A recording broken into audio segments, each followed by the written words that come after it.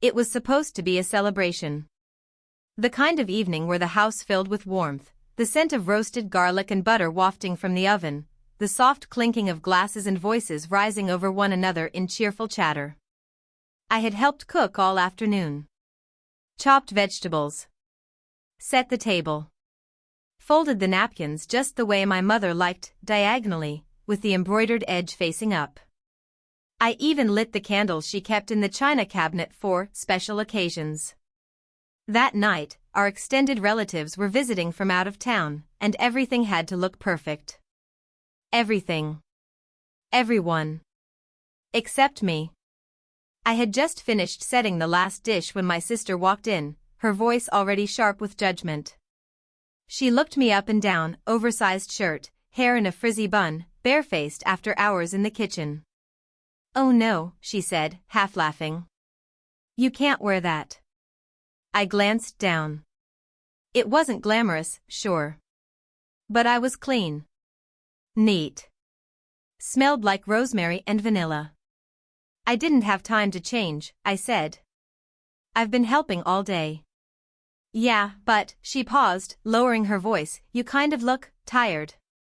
Then my mother appeared, wiping her hands on a towel, scanning me with the same assessing eyes. "Why didn't you put on something nicer?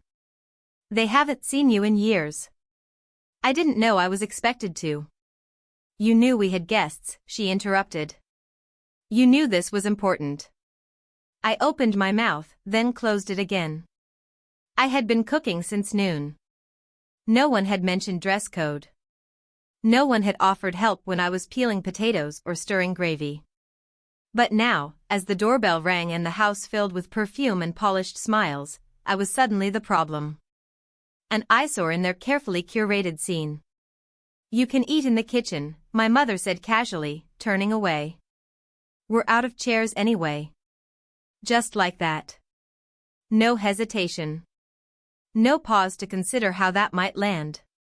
I looked at my sister, who smirked like she'd just won something. Then I looked at the dining room, the long oak table glowing under the chandelier, the polished wine glasses, the linen runner I had ironed that morning. My name wasn't on any of the place cards. They had already decided. The kitchen chair was already waiting for me. So I sat. Quietly. Next to the window, with a view of the backyard and the faint echo of laughter spilling from the dining room. I could hear them clinking forks, hear my name mentioned once, my aunt asking, "Where's she at?" And my mother replying with a soft chuckle, she wasn't feeling very social tonight. That was the story they'd settled on. I took a bite of cold mashed potatoes and said nothing. I didn't cry. I didn't knock over the dishes or slam a door. I just sat there, in the room where I had spent the entire day preparing the very meal they were now enjoying without me. A few feet away, but entirely separate. The exclusion was so casual, so ordinary to them, it barely needed explanation. I was not presentable. I didn't fit the image. And maybe the worst part? A small part of me believed them. I sat there thinking, maybe I should have worn something nicer. Maybe I should have washed my hair. Maybe I really do ruin the picture. But deep down, something cracked. It wasn't rage. Not yet. It was the beginning of something colder. Something still. A realization that this wasn't about how I looked, it was about how they saw me. And more importantly, how I had let them. And that would be the last time they made me feel invisible in a room I helped build. The thing about moments like that, sitting alone while the rest laugh in a dining room you helped prepare, is that they don't exist in a vacuum. They pull on memories. They echo backwards, waking up every instance you shrugged off because you didn't want to make a scene. Every time you let yourself believe maybe you were the problem. That night didn't feel new. It felt familiar. Painfully familiar. I remembered a birthday dinner when I was 12. Everyone dressed up to go out.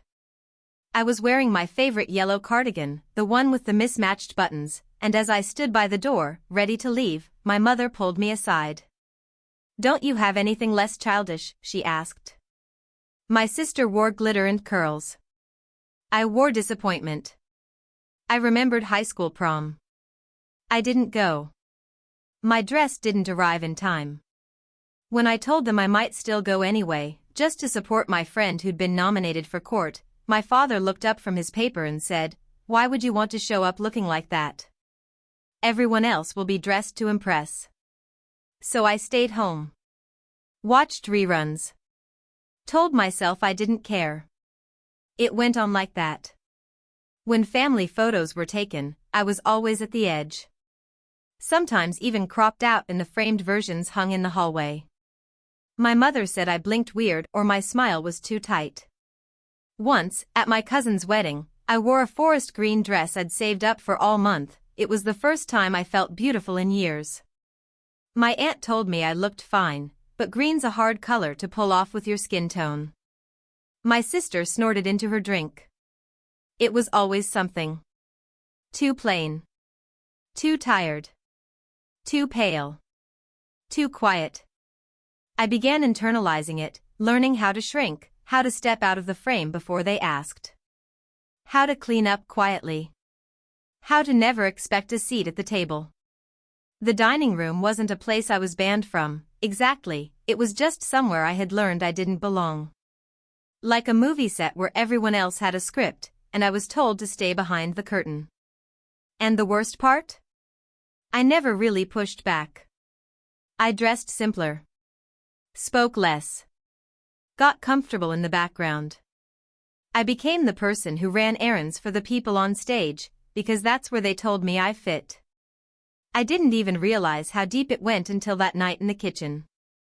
Sitting there with mashed potatoes and my own silence, I felt every microcut over the years start to sting at once. It wasn't just about being not presentable. It was about being unworthy of presence at all. I had made that meal with my own hands. Stirred, seasoned, sliced. Poured love into it in the only way I'd ever known how to contribute, through service. And yet, when the lights turned on and the guests arrived, I became invisible. Suddenly, I wasn't hungry anymore. I pushed my plate aside and looked around the room.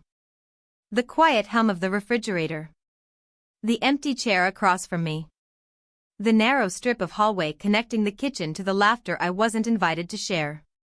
That hallway had always existed, a thin space between me and them. But that night, something in me stopped trying to cross it. I wasn't angry. Not yet. But I had started watching. Remembering. Measuring. This wasn't a wound I was going to cry over. It was a ledger I'd been too blind to keep. And from that moment forward, I started keeping track. After that night, I didn't say anything. Not to them. Not to anyone. But inside, something had shifted, not like an explosion, more like a tide pulling quietly away from shore. It wasn't revenge. Not yet. Just withdrawal. A kind of mental distancing. I still showed up for family events, still helped set up, still brought side dishes when asked. But I stopped offering extras. Stopped staying late to clean. Stopped volunteering for the quiet, thankless work I had always done. They didn't notice. Or maybe they did and just didn't care. Either way, no one asked why I wasn't folding napkins into fans or why I started bringing store-bought desserts instead of baking from scratch.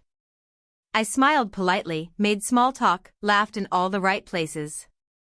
But behind the smile, I was making observations. I started seeing how performative it all was, how much my family cared about appearances, but never about authenticity. My sister could be rude to waitstaff, dismissive of our younger cousins, and barely helpful during preparations, but as long as her hair was curled and her lipstick bright, my mother praised her as so put together. Meanwhile, I was the one double-checking recipes and making sure the elderly aunt had a comfortable seat. But because I wasn't wearing mascara, I was told I looked tired. They didn't care about contribution. They cared about curation. I stopped trying to be curated. Instead, I invested that energy elsewhere. I focused on my work, freelance graphic design, something they had always brushed off as a side hustle. But I knew I was good. I had steady clients, a growing portfolio, and referrals that kept coming. I spent hours refining my craft. While my family scrolled Instagram, I was learning about brand identity, UX principles, and typography psychology. I began saving. Quietly. Separating finances. Building a cushion no one knew about. It felt strange at first, pulling energy away from the people I'd always tried so hard to please. But it was also freeing. I didn't have to keep up anymore. No one was watching. I wasn't on their radar unless I showed up underdressed or forgot to bring rolls. Which meant I had room, mental, emotional, spiritual, to grow without their noise. And in that silence, I began remembering who I was before I let their voices shape me. I remembered that I used to love being photographed, before I was told I ruined the symmetry of pictures. I remembered that I liked wearing color, before they said I should stick to black because it was slimming. I remembered that my natural curls used to make me feel alive, before they convinced me they looked messy and unprofessional. So, I started reclaiming. Small steps at first. I got new headshots, professional ones. I redid my portfolio. I updated my LinkedIn and bought a domain for my personal brand. No fanfare. No announcements. Just quiet progress. Then I turned down an invitation. It was another family dinner, this time for my cousin's birthday. I was expected to bring dessert and help with setup, the usual. I sent a polite message, "I'm taking the weekend for myself. Hope it's a lovely gathering." No one responded. And for once, that didn't hurt. It just confirmed something I had long suspected: I was only valuable to them when I was useful. When I was invisible enough not to challenge their narrative, but present enough to carry its weight. Not anymore. I wasn't angry. I was just done auditioning. If I wasn't presentable enough to sit at their table, then maybe it was time I built my own. And this time, I'd choose who was allowed to sit beside me. It's strange how quickly people stop noticing you when you stop making yourself small for their comfort. Once I stopped offering pieces of myself for free, my family didn't chase me, they just filled the space with someone else. My sister's new job. My cousin's wedding plans. A new centerpiece for the dining table. I slipped out of their conversations as easily as I used to slip out of their photographs. And while they adjusted to my absence, I filled my time with things that mattered. The freelance work that had once been dismissed as a hobby started turning into something real. I had clients in 3 different countries. My designs were being published. I stopped waiting for recognition from the people who never saw me and instead poured that need for validation into mastery. I built a reputation not with flash, but with consistency. Clients began referring me without being asked. I wasn't loud. I was dependable. And in a world where most people overpromise and underdeliver, that made me quietly powerful. There was a moment, a turning point, really, when I realized I'd crossed into a new life. A startup founder in New York had seen a logo I'd done for a niche wellness brand. He reached out, not through a form or a platform, but through a personal email with the subject line, "I was told you're brilliant." Not cheap, not available. Brilliant. I read it 3 times, just to let the words sink in.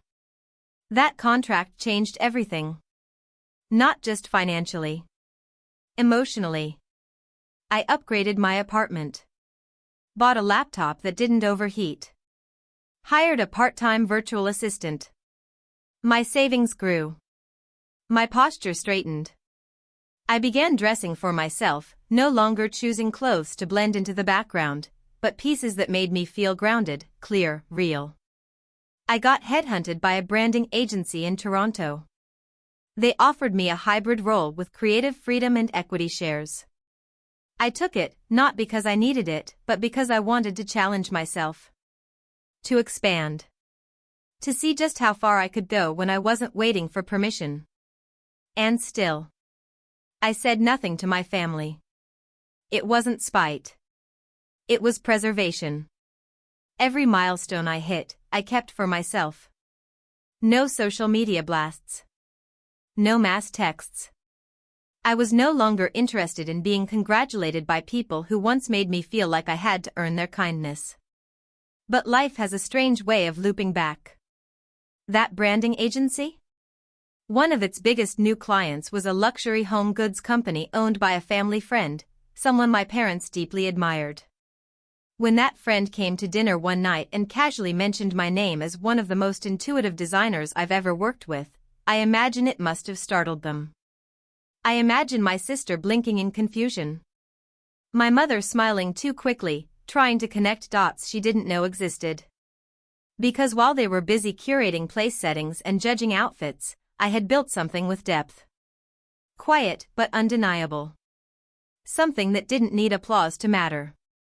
A few days later, my mother called. She asked how I'd been. Mentioned how everyone missed me. Said there was another dinner coming up, just a small gathering. You should come, she said. Everyone would love to hear about what you've been doing. I smiled. Because now, I had something they couldn't ignore.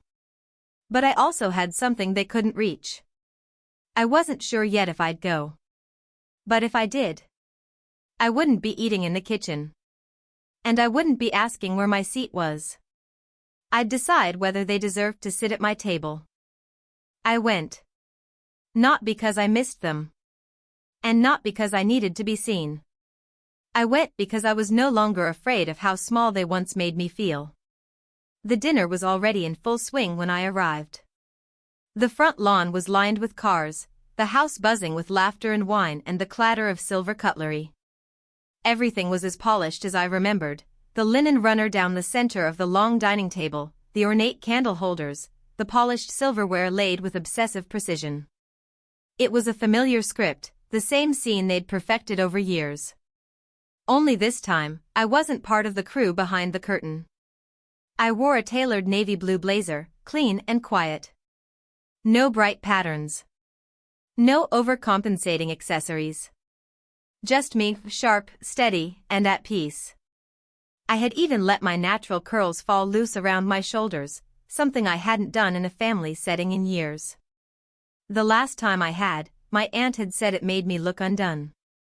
Now I wore them like a crown. I stepped into the dining room and all eyes flicked toward me. There was a moment, a brief pause in the rhythm of conversation, like a needle skipping across a record. My sister tilted her head. My mother blinked, then recovered with a polished smile. Well, look who decided to join us, she said.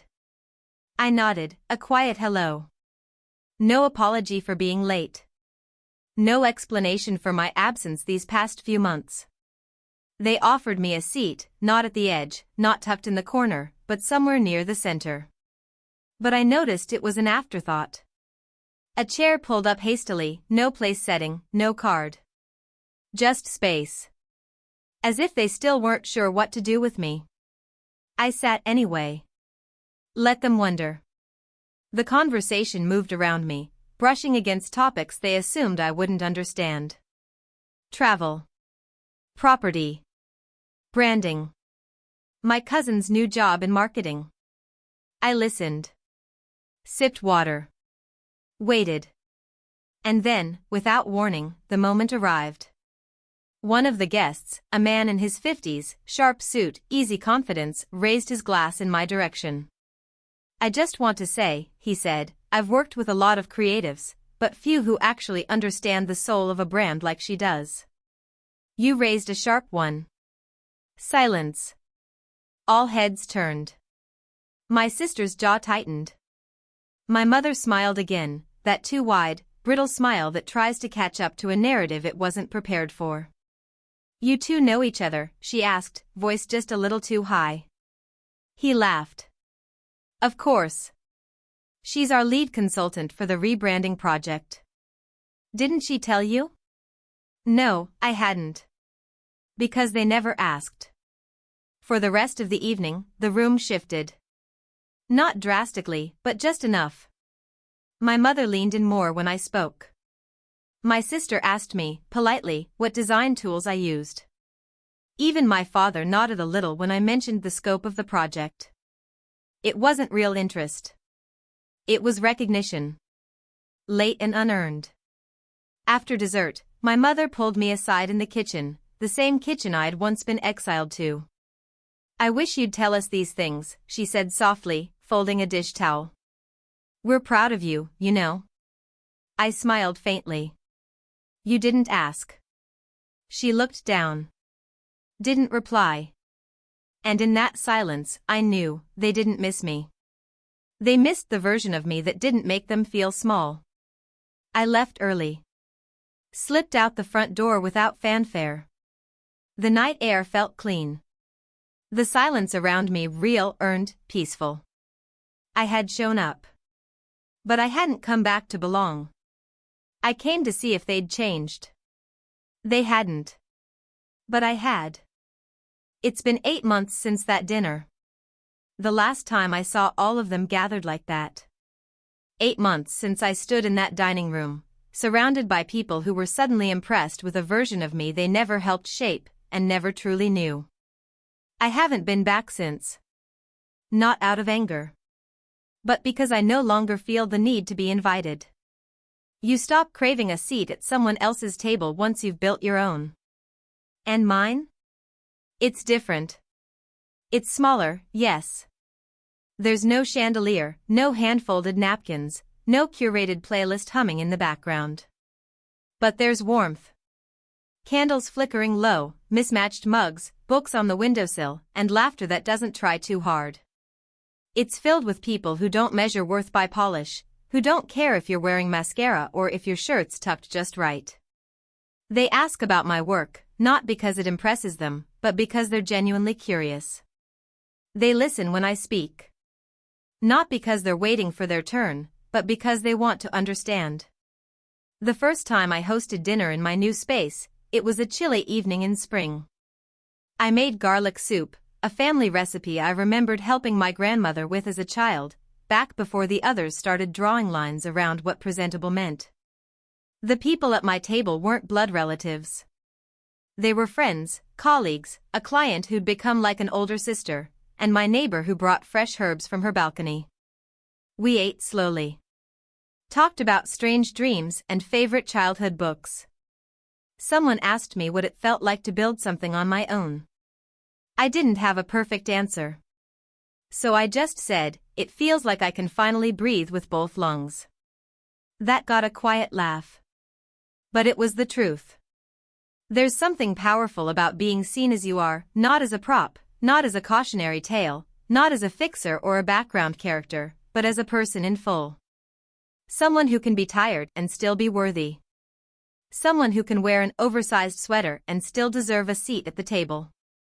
Someone who doesn't have to smile a certain way just to be cropped into the photo. I don't need their approval anymore. That's what they never understood. They thought keeping me out of the dining room meant I'd try harder to be let in. That I'd trim myself down to fit their expectations. But some of us aren't made for curated rooms. We're made to design our own spaces. They still send invitations. For birthdays. For holidays. I get the group texts with cake emojis and vague requests to bring something if you can. But they're not trying to reconnect. They're trying to rewind. To pretend the distance doesn't speak louder than the words ever did. I don't respond to all of them. Sometimes I do. Polite. Surface level. But never apologetic. Because I haven't changed to spite them. I've grown because I finally stopped asking them who I was. The kitchen they once sent me to? That's where I learned to feed people. And now? I choose who gets to be fed. I don't serve those who made me feel small. I serve those who saw me, even when I had nothing to prove.